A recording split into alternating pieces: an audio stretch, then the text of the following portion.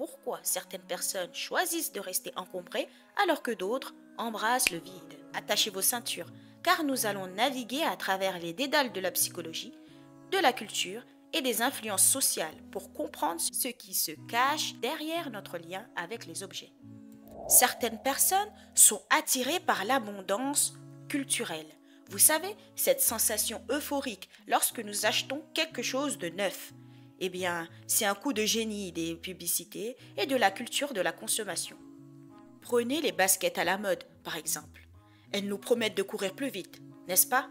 Mais combien d'entre nous sont sur le point de battre un record olympique, sincèrement? Ça devient donc une consommation culturelle. Dans de nombreuses sociétés, la consommation est valorisée et considérée comme un signe de réussite ou de statut social. Les publicités, les médias et la culture de la consommation encouragent souvent les gens à posséder davantage de biens pour s'en sortir bien dans leur peau. Les consommateurs ont de vieilles habitudes qui ont la vie dure. Imaginez-vous enfant avec votre collection de Pogs. C'est mignon, n'est-ce pas? Mais nos habitudes de collection ne restent pas toujours aussi mignonnes. C'est comme essayer de retirer une sucette d'un bébé, une tâche ardue comme par exemple. Si vous avez grandi en pensant que plus c'est mieux, le minimalisme peut sembler aussi improbable que de compter les grains de sable sur la plage. Ce sont donc des habitudes établies, des habitudes de consommation qui se développent au fil du temps et peuvent être difficiles à changer. Si quelqu'un a grandi dans un environnement où l'accumulation de biens était la norme, il peut être difficile pour cette personne de remettre en question ses habitudes plus tard dans la vie. Ces personnes retrouvent du plaisir dans le matériel et dans le confort douillet.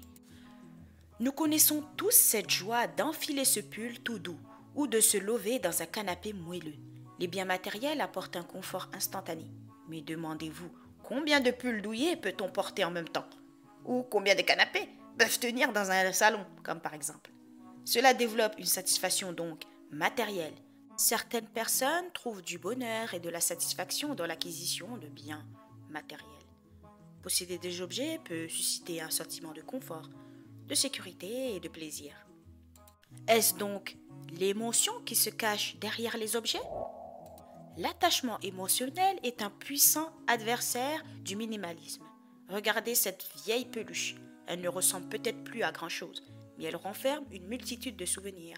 Se séparer d'objets équivaut parfois à dire au revoir à une partie de nous-mêmes. Ça développe donc un attachement émotionnel. Les biens matériels peuvent avoir une signification émotionnelle pour les individus. Les objets peuvent être liés à des souvenirs, des expériences ou des personnes, ce qui rend difficile le fait de s'en séparer. Peut-on se dire que c'est lié aux pressions sociales ou aux stratégies marketing? Les pressions sociales et les stratégies de marketing nous poussent souvent à acheter des choses que nous n'avions même pas envisagées. Je me demande combien de gens ont acheté un mixeur à smoothie simplement parce que leur voisine ou leur entourage l'ont. On remarque donc que l'influence sociale a un impact fort dans nos choix au quotidien. Les individus sont souvent influencés par leur entourage et leurs pairs. Si les amis, la famille ou la société dans son ensemble encouragent l'accumulation de biens, il peut être difficile de suivre un mode de vie minimaliste. La combinaison entre l'influence sociale et les stratégies de marketing vise donc à créer des désirs chez les consommateurs en mettant en avant les avantages et les plaisirs liés à la possession de biens matériels. Cela peut rendre difficile pour les gens de résister à l'achat de produits qu'ils n'avaient peut-être pas initialement prévu d'acheter. On devrait donc se détacher pour éviter l'insécurité émotionnelle et le réconfort matériel. Mettez votre ceinture de sécurité. Oui. Parfois, posséder plus de biens peut sembler être une ceinture de sécurité émotionnelle. Avoir une armoire remplie de vêtements ou une cuisine bien équipée peut nous donner l'impression d'être mieux préparés pour affronter l'avenir et ses aléas. Qui sait, peut-être qu'un jour nos casseroles nous sauveront la mise. On peut donc déduire que la douleur liée au sentiment d'insécurité dans certaines situations précises, posséder plus de biens peut être perçu comme une forme de sécurité en cas de difficultés financières ou d'insécurité future. Il faut déjà qu'il y ait une prise de conscience et une certaine prise de position sur les nouvelles priorités. Pourtant, avec le temps, la conscience grandit. Nous réalisons les implications de nos habitudes de consommation sur l'environnement, notre bien-être mental et nos finances. Le minimalisme devient alors plus qu'une mode. Il devient un moyen de réévaluer nos valeurs et de redéfinir ce qui compte vraiment. Si vous souhaitez rester focus sur les priorités, procurez-vous mon rituel Priority. Basé sur la méthode Eisenhower, une méthode sur les 4 cadrans vous permettant de rester focus sur les priorités. Certaines personnes peuvent ne pas être conscientes des effets environnementaux, sociaux et psychologiques de la surconsommation. Une fois que la prise de conscience s'installe, elle pourrait être plus encline à adopter un mode de vie minimaliste. Les individus ont des valeurs et des priorités différentes. Ce qui est important pour une personne peut ne pas l'être pour une autre.